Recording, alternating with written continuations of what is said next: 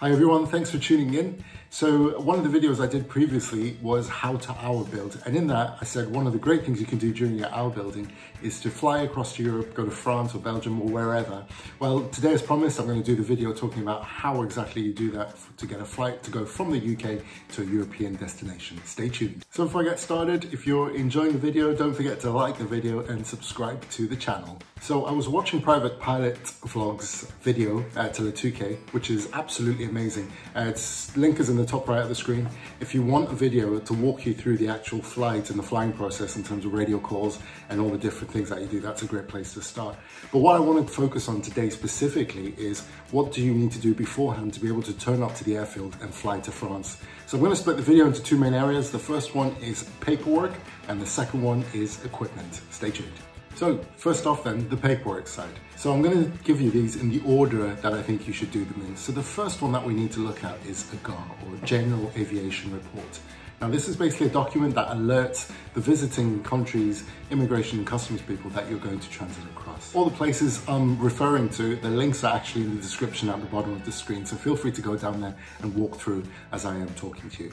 So for your GAR form then, a good place to start is the AOPA website. There's a link below in the description and that just gives a bit more information about what the GAR is and how you go about submitting it. So one of the really important things to bear in mind when you're submitting a GAR is the notice period required for the country that you're visiting. In some places it can be as little as 4 hours, it's typically 12 hours, but in some places it can be as much as 48 hours in advance. So it's really important that you research the particular country that you're going to visit and see what the requirements are. But as a nice rule of thumb, if you work 48 hours in advance, you won't be caught short. So where can you submit a GAR then? Well, to submit a GAR for free, you can do it at gov.uk/GAR, link again in the description. Or if you've got a Skydemon subscription, you can do it at onlinegar.com for free. So a GAR submission does not constitute PPR. You still need to get your PPR, and once again, have a look at the plates and the AIP for the airfields that you're looking to visit, because some of them might even have PPR of 24 hours. So just finishing off on the GAR, it's really important that you fly to and from approved airports initially. So if you're leaving the UK and flying to a small airfield in the middle of France, that's no problem at all. But when you first land in France, the first airfield that you land at has to be an approved airport for customs and immigration. And a good example for that would be Le Touquet. The other thing to add is you also need a GAR for coming back to the UK. And once again, you need to follow the rules for that with regards to notice periods and so on. So the next one that we need to look at documentation-wise is the flight plan and NOTAMs.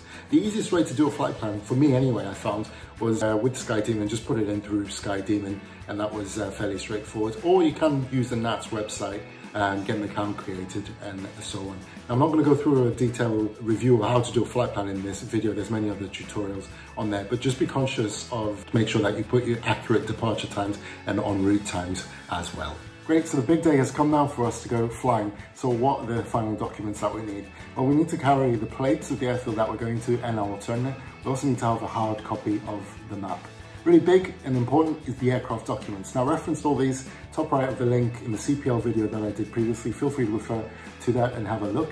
We need to make sure that we've got passports and logbook for the pilot, but also the passengers need to have their passports as well. And then finally, really important, is we need to carry the copy of the GAR that we'd previously got the approval for. Right, so what equipment do we need then that we wouldn't ordinarily carry on the flight in mainland UK? So we need to have a life jacket and a life raft if we're going over water.